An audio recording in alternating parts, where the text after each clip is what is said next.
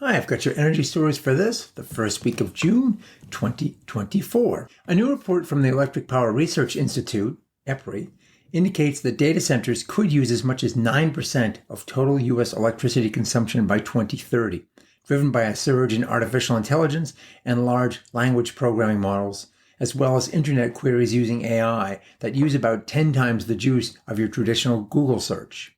Just this year, U.S. data center load is forecast at 21,000 megawatts, up 2,000 megawatts from last year, and potentially soaring to 35 gigawatts, 35,000 megawatts, by 2030. Impacts will be highly regional, with areas like Dominion around Washington, D.C. highly affected, Texas as well, and will put further stress on a U.S. power grid that even today cannot keep up with demand, largely being hampered by lengthy timelines associated with connecting new gen assets to power lines. In California, the Oakland School District will be the first major U.S. school district in the country to go all electric with its buses. Third-party provider Zoom will own and operate a total 74 electric buses, and perhaps most interestingly, operate bidirectional chargers capable of delivering 2,100 megawatt hours of energy back to utility Pacific Gas and Electric through an AI-enabled platform. As we've discussed here before, school buses are a great place for vehicle-to-grid, V2G growth. There are about 500,000 school buses in the country that could be electrified, and all U.S. OEMs make V2G-capable school buses. Thomas-Built even has a warranty that allows 360 megawatt hours per bus to be backfed to the grid.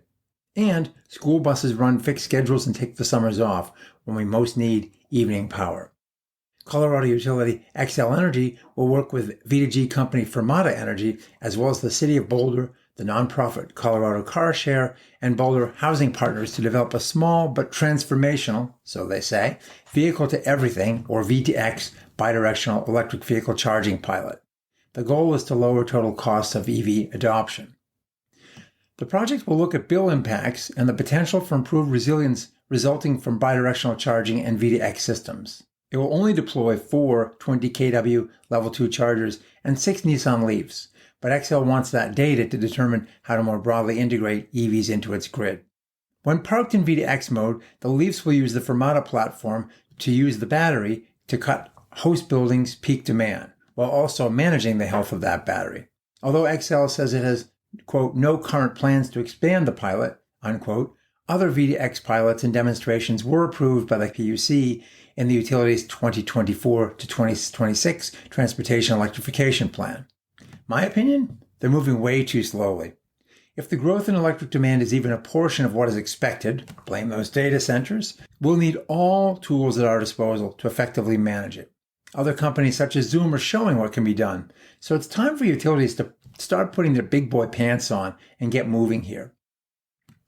In China, leading EV battery maker Goshun unveiled its all-solid-state battery called Gemstone and plans to start, quote, small quality production, unquote, by 2027. These batteries should take a vehicle about 600,000 miles over its lifetime.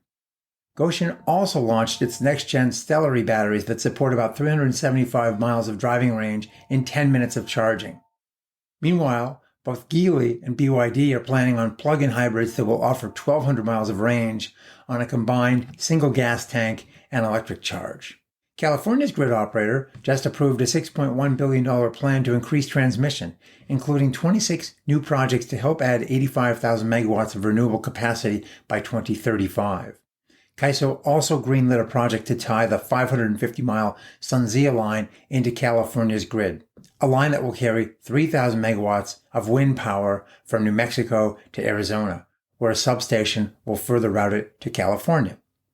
Well, that's all for this week. Thanks for watching, and we'll see you again in 2 weeks, because next week I'll be paddling 72 miles through swamps and rivers on a local fundraiser. See you in 2.